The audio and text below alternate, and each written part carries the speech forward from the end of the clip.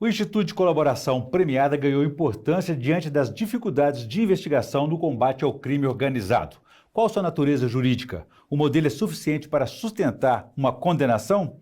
Esses são os principais temas de hoje do Pensamento Jurídico, uma produção da Associação dos Magistrados Mineiros, a AMAGES. Para falar sobre o assunto, nós vamos começar com o juiz Rodrigo de Carvalho Assunção, que é titular da 4ª Vara Civil da Comarca de Patos de Minas, no Alto Paranaíba, a cerca de 400 quilômetros da capital mineira.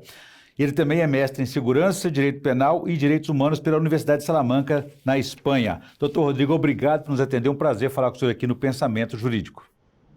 Prazer é todo meu. Muito obrigado. E a você que nos acompanha, por favor, inscrever-se no canal da AMAGES no YouTube e enviar suas manifestações, sugestões e comentários que serão muito bem-vindos. Doutor Rodrigo, qual que é a importância dessa iniciativa no combate ao crime organizado e da colaboração premiada? Seria uma forma de substituir as deficiências na investigação? Bom, primeiramente, eu agradeço a todos que nos assistem. É um instituto de extrema importância e que sofreu uma grande modificação no ano de 2019, e essas modificações elas tiveram o objetivo de aperfeiçoar esse instituto, lembrando que a colaboração premiada é um meio de obtenção de prova e não a prova propriamente dita. Por quê? Porque essa prova obtida com a colaboração premiada, ela é juntada aos autos e juntamente com outras provas que pode levar a uma condenação ou não, a depender do contexto. Então, ela não pode ser vista como uma prova propriamente dita, mas como um meio de obtenção de prova. Ou seja, o senhor está adiantando para a gente, então, que ela não é suficiente para sustentar uma condenação. Qual que é a natureza jurídica dela? A natureza jurídica, a própria lei 12.850 de 2013, ela afirma que a colaboração premiada é um meio de obtenção de prova, como eu disse. Ou seja, ela busca fontes de prova que podem levar à conclusão, como eu disse, pela condenação ou pela absolvição daquela pessoa que é delatada. Lembrando que a colaboração premiada, ela já, na verdade, não a própria colaboração, mas a delação premiada, que aí é um ato unilateral, ela já existe no nosso país desde as ordenações filipinas, há muito tempo. E digamos assim, com o passar do tempo é que foi necessário aí o aperfeiçoamento desse instituto. Ficou desse período aí até um preconceito, né? Porque era como se estivesse premiando traidores, né? Delatores, né? Exatamente, né? Sempre se fala quando principalmente aqueles doutrinadores que são mais contrários a esse instituto, né? Que na verdade a delação ela remonta aos tempos de Jesus Cristo, quando ele foi delatado e entregue, né? Por algumas moedas, e isso é utilizado exatamente para desmerecer o instituto. Mas eu reafirmo, a sua importância é gigantesca, principalmente no âmbito das organizações criminosas. Isso aconteceu com Tiradentes também, né? Pois é, mas as delações, elas facilitam as investigações, mas precisam ser confirmadas por elas. Exatamente. Existe toda uma normativa que na verdade, evoluiu, como eu disse, com o tempo, né? E somente no ano de 2019 é que essas normas foram construídas no sentido de trazer maior segurança para esse instituto. Tanto a partir do momento em que a colaboração, que na verdade é um negócio jurídico processual entre o Ministério Público, por exemplo, e o colaborador, desde o momento em que ela se inicia, né, que se estabelece a confidencialidade, até o momento em que ela é, então, levada ao processo para que ela possa surtir os seus efeitos. E ganhar importância jurídica, né? Doutor Rodrigo, qual que é a diferença que tem a colaboração premiada, a delação premiada e a confissão? São iniciativas que têm algum tipo de risco aí para poder garantir a segurança jurídica? Veja só, a confissão ela ocorre no processo por um ato que pode ser espontâneo do réu ou não, e ela tem as suas consequências jurídicas. As consequências são, digamos, em comparação com a própria delação e com a colaboração premiada, são diminutas, né? Que, nesse contexto, a confissão, se considerada no processo, ela acarreta tão somente a diminuição da pena, né? É uma circunstância que atenua a pena na segunda fase da dosimetria, isso é algo mais técnico, né? A delação premiada é um ato unilateral. Então, a pessoa, na verdade, ela faz aquela delação e ela pode receber algum prêmio, né, que nesse contexto aí também pode passar da diminuição da pena e aí até mesmo a isenção dessa pena. A colaboração premiada, como eu disse, é um negócio jurídico que vai depender da manifestação de vontade, não apenas do colaborador, como também daquele que propõe a colaboração, no caso, o Ministério Público, o titular da ação penal. Então, a confissão, no processo, ela pode ser espontânea, por exemplo, o réu, ele tem o direito de permanecer calado, isso não prejudica ele. Mas se ele confessar, ele tem uma diminuição na pena, a pena é atenuada. A delação é um ato unilateral, não depende, nesse contexto, da participação do Ministério Público. E aí, o delator, ele pode ser agraciado com alguns benefícios. A colaboração premiada, como eu disse, é um negócio jurídico.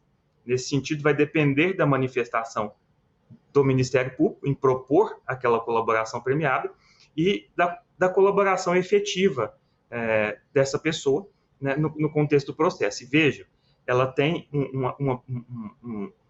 ela alcança, né, até mesmo a não propositura da ação penal pelo Ministério Público. Então, ela é mais abrangente, né? Então, em todos os três casos, o acusado aí, ele é beneficiado de alguma forma, redução de pena ou até perdão judicial. Existe um outro preconceito Exatamente. aí porque pode gerar aquela sensação de impunidade. Como é que lida com isso?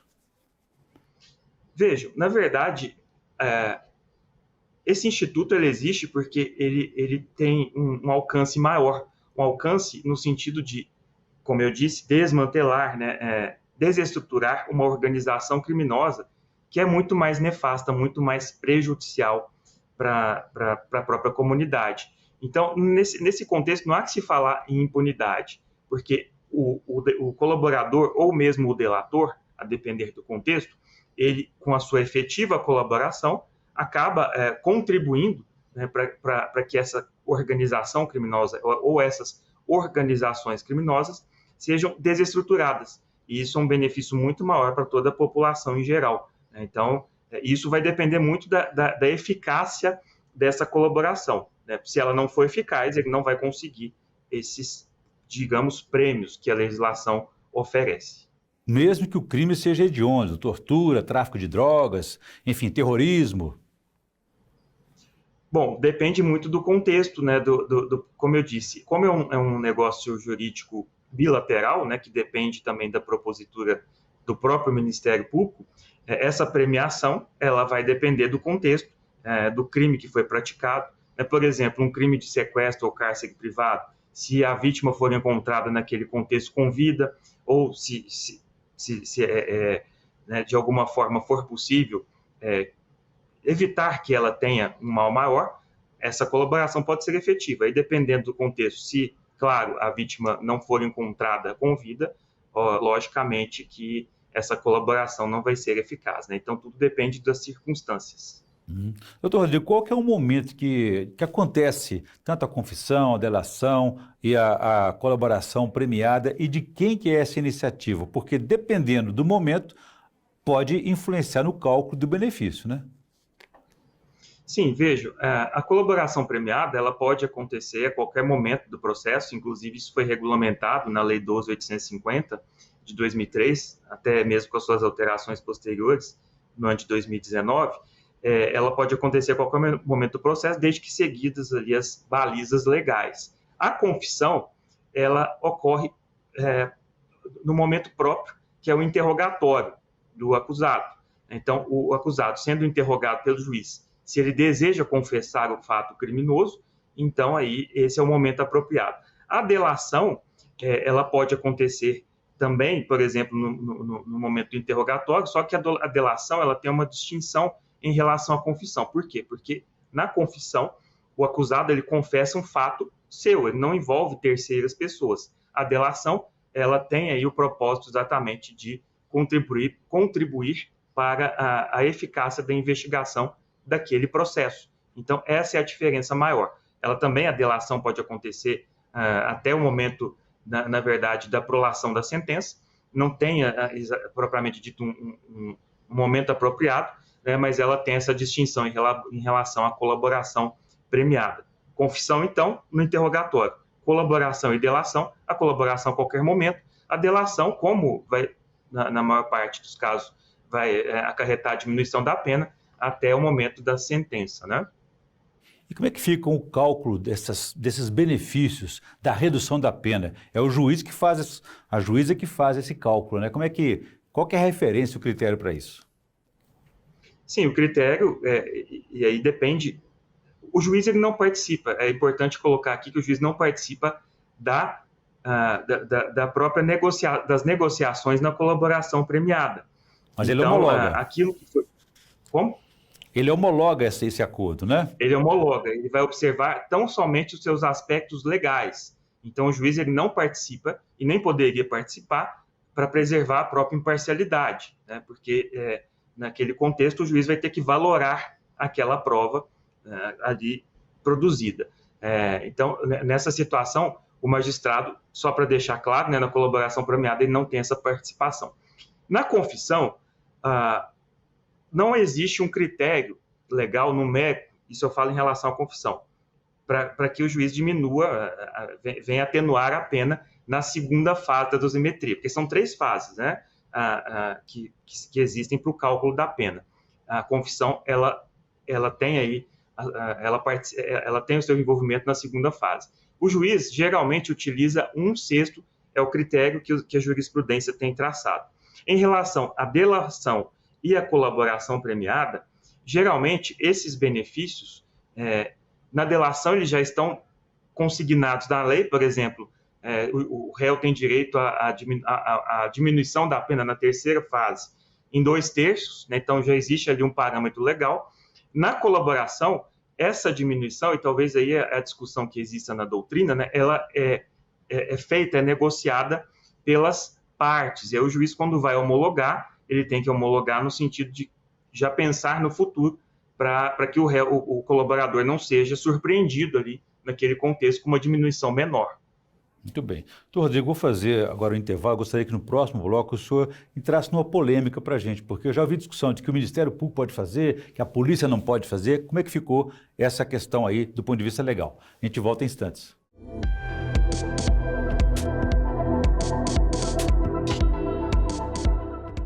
Estamos de volta com o Pensamento Jurídico. Participe de nosso programa pelo e-mail pensamento@amages.com.br ou pelo canal da Amages no YouTube e envie suas manifestações, sugestões e comentários que serão muito bem-vindos. Hoje estamos discutindo sobre a importância da delação premiada, a colaboração premiada e até da confissão no combate ao crime organizado. O nosso entrevistado é o juiz Rodrigo de Carvalho Assunção, que é titular da 4ª Vara Civil da Comarca de Patos de Minas, no Alto Paranaíba. Doutor Rodrigo, deixei para o senhor uma questão no bloco anterior a respeito dessa iniciativa da colaboração premiada, a respeito dessa discussão, se é o Ministério Público, se a polícia também pode fazer. Como é que ficou essa dúvida aí? Veja, a alteração promovida na Lei 12.850, que é o instituto que trabalha a colaboração premiada com maior lucidez, ela traz essa possibilidade de realização do acordo do acordo de colaboração premiada pela autoridade policial. No entanto, sempre houve um debate a respeito dessa possibilidade da autoridade policial por si só realizar o acordo, sem a participação do Ministério Público, porque o Ministério Público é o titular da ação penal. Então, o Ministério Público, naquele contexto, é que vai decidir pela propositura ou não da ação penal, da denúncia, né? Então, dentro desse contexto, restou decidido, né, pelo menos há algum tempo, me parece que no âmbito do Supremo Tribunal Federal e do próprio Superior Tribunal de Justiça, da necessidade sempre da intervenção do Ministério Público nesses acordos, né? Então, um pouco que limita aí digamos, a participação da autoridade policial, porque sempre o Ministério Público deve participar dessas negociações. Aqui em ver, doutor Rodrigo, que esse modelo poderia afetar o direito constitucional de defesa do acusado envolvido. Como é que isso é tratado? Alguns doutrinadores criticam muito o Instituto no sentido de exatamente afetar aí esse direito de defesa, principalmente da pessoa que é delatada, né? Existe nesse contexto o delator e o delatado. E dentro dessa situação, durante muitos anos, não houve uma regulamentação legal, como eu disse, a respeito desse aspecto. No entanto, no âmbito do Supremo Tribunal Federal, houve decisões que, exatamente em proteção ao direito de defesa dessas pessoas delatadas, e eu destaco aqui a necessidade de manifestação por último, né, no processo do delatado, aquela pessoa que foi delatada, exatamente no sentido de resguardar os seus direitos. Mas, como eu disse, ainda existem e ainda pendem muitas críticas a respeito do Instituto, exatamente por esse motivo. É por isso que a própria lei, ela coloca de uma forma muito clara que a colaboração premiada, o acordo de colaboração premiado, por si só, não pode ser, por exemplo, não pode bastar para a decretação da prisão preventiva de alguém, né? É um exemplo, exatamente no sentido de se proteger os direitos dos envolvidos. Então, claro, ainda há muito que se agregar nessa legislação, mas essas alterações promovidas em 2019 já trouxeram uma roupagem melhor ao Instituto, que antes não havia essas previsões legais, né?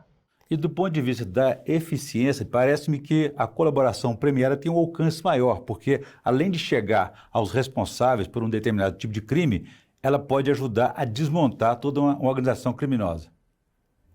Com certeza, porque essas organizações criminosas, elas sempre trabalham com um ponto além, né? Digamos assim, no que se refere aos instrumentos, né, para que ela possa evoluir, principalmente no que se refere à estruturação econômica, né? Então, uma organização criminosa só pode ser desmantelada se o seu núcleo financeiro, se o seu núcleo econômico for desmantelado também. E a colaboração premiada ela é muito eficaz nesse sentido, porque os meios probatórios até então existentes, por exemplo, uma interceptação telefônica, não são suficientes para o desmantelamento dessas organizações criminosas. Exemplo, por exemplo, das movimentações financeiras que elas realizam. Então, por exemplo, determinados valores podem estar depositados em uma conta bancária hoje e amanhã já podem estar em outra conta bancária. Daí a colaboração premiada é muito importante para revelar esses aspectos, essas tramas, né, delituosas. Mas eu reforço, em reforço com outras provas existentes no processo. Exemplo, o colaborador ele afirma que a organização tem uma conta em um paraíso fiscal. Daí, com base em e-mails existentes, se faz uma busca e apreensão, né, e se encontram esses e-mails, onde se encontram os números das contas, e aí se consegue verificar essas movimentações. Então, sempre agregando provas é que se vai chegar aí à eficácia da persecução penal. Entre juízes e juízas, existem resistências na adoção desses modelos, dessas ferramentas? Existem cursos de capacitação para orientá-los? Sim, inclusive, há uns 2 ou 3 anos, a própria EGF, um pouco mais, eu não me recordo bem a data, ela fez um curso, né, sobre organizações criminosas, e sempre há cursos também promovidos nas escolas judiciais, na própria Infam. Existe sim resistência de alguns magistrados, mas é um meio muito utilizado. Digamos que principalmente depois aí da operação denominada Lava Jato, né, que teve seus méritos e seus deméritos também, claro, como toda grande operação, mas ela tem suas resistências na doutrina, na jurisprudência, alguns pontos também, alguns magistrados, mas ela é algo que é inevitável, né? Então, claro, tem que ter suas balizas, seus regramentos legais, mas é muito eficaz para investigações de grande vulto. Nós tivemos uma experiência recente, negativa, e até que depõe contra esses institutos aí, que foi essa associação da delação com prisões para forçar o acusado a falar. Como é que isso comprometeu ou não esse modelo? Essa é a maior crítica existente em relação às colaborações premiadas, exatamente utilizar desse instituto, né, para se obter digamos aqui, grosso modo, uma confissão, né? Isso é muito criticado pela doutrina, e por isso é que o Supremo Tribunal Federal ele trouxe aí essa jurisprudência que permitiu, como eu disse, a própria evolução legislativa, no sentido de se proibir expressamente uma prisão, uma decretação de uma prisão preventiva, por exemplo, com base tão somente em uma delação ou uma colaboração premiada. Então, se não houver outras provas que demonstrem os indícios ou elementos de prova quando produzidos no inquérito policial, né, para se demonstrar pelo menos indícios fortes da necessidade daquela prisão, então não se pode decretar a prisão com esse objetivo, né, com o intuito de forçar a pessoa a colaborar. Ela tem que colaborar de uma maneira que não seja forçada a isso, né? Quer dizer, o elemento volitivo, a vontade, não pode existir uma coação nesse aspecto. Agora, como é que é a situação, doutor Rodrigo, o senhor que tem até uma experiência internacional, estudou na Espanha, né? Como é que é no resto do mundo? Os tratados e convenções internacionais admitem a adoção desses modelos? Sim, até há prestígio, né, nesse modelo.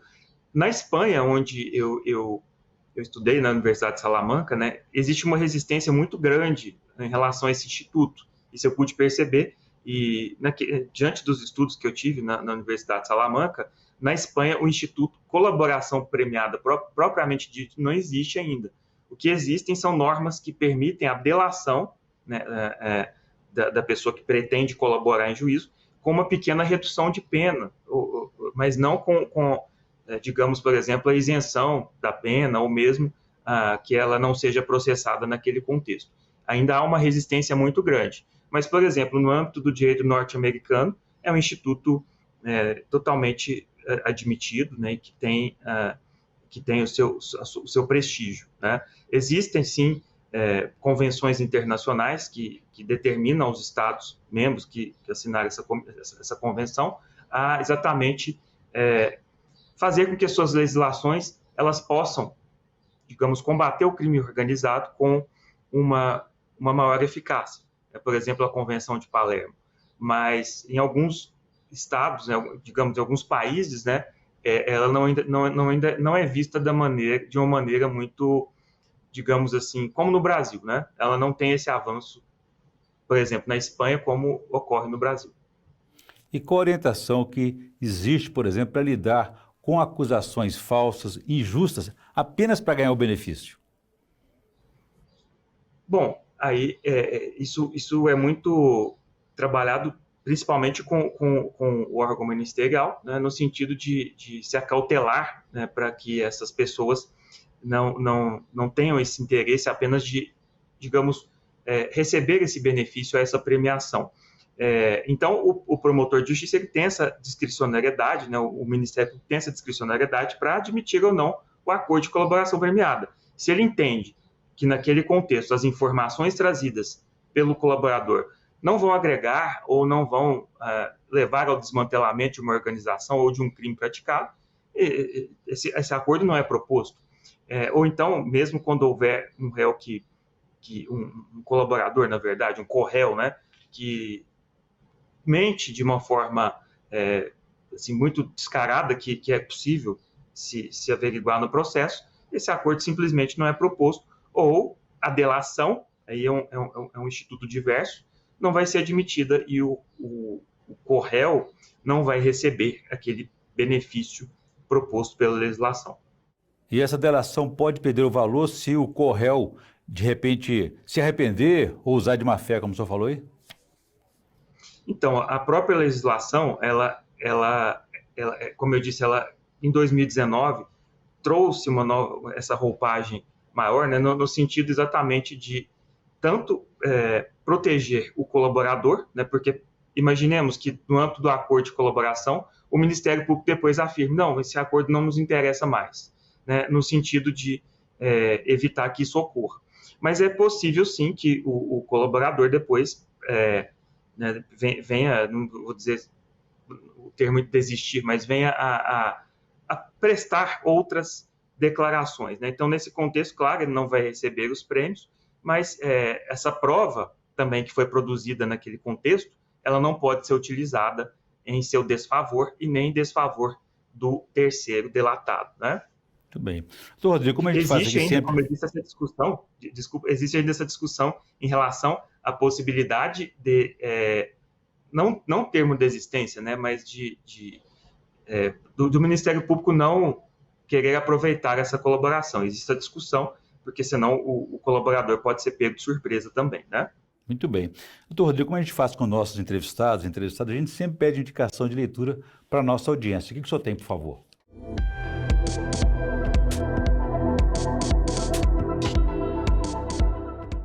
Bom, eu trouxe aqui hoje, eu não sei se alguém já trouxe aqui, esse livro Justiça, o que é fazer a coisa certa. Ele traz aqui numa linguagem muito didática várias concepções de justiça e nos invoca aí a pensar, né, o que é justiça, o que é fazer a coisa certa em um determinado contexto, como eu disse, levando em consideração várias concepções de justiça, mas numa linguagem muito didática e muito prazerosa, né? Um professor da Universidade de Harvard. Então, ele trouxe essas aulas lá na universidade para o livro com uma linguagem muito didática, né? E eu gostei bastante. Ok, boa indicação, com certeza. Bom, eu conversei aqui com o juiz Rodrigo de Carvalho Assunção, que é titular da 4ª Vara Civil da Comarca de Patos de Minas, no Alto Paranaíba, aqui em Minas Gerais, e discutimos aí sobre a importância do Instituto da Colaboração Premiada, delação premiada, no combate ao crime organizado. Doutor Rodrigo, muito obrigado pela entrevista, um prazer recebê-lo aqui. Eu que agradeço, muito obrigado e obrigado a todos e a todas que nos assistem. Muito bem. Bom, e é você que nos acompanhou até aqui pode ver e rever essa entrevista no canal da Mais no YouTube, nas redes sociais e também no site da associação. Ficamos por aqui. Obrigado e até a próxima.